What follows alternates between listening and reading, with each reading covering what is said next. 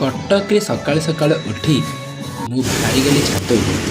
ଛାତ ଉପରୁ ଆସି ବାହାରିଗଲି ବଜାରରୁ ପିଆଜ ରସୁଣ ଅଦା ଧରି ଆସି ଘରେ ପହଞ୍ଚିଲି। ଘରେ ପହଞ୍ଚି କବାଟ ଖୋଲି ଚପଲ ଥୋଇ ଦେଖେ ତ ଭାଉଜ ମଟର ପନିର କୋବି ରନ୍ଧା ସରିଯାଇଛି। ରନ୍ଧା ତାକୁ ଖାଇ ମୁଁ ଗଲି ଗାଧୁଆ ପାଧୁଆ ସାରିଲି।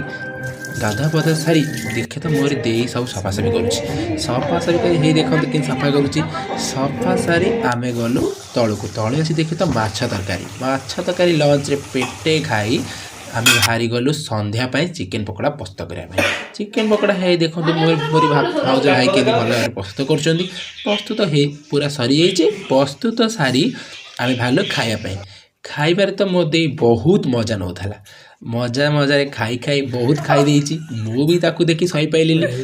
ମୁଁ ବି 10-12ଟା ଖାଇଦେଲି। ପୁରା ପେଟେ ଖାଇ ଦେଇଛି। ପେଟେ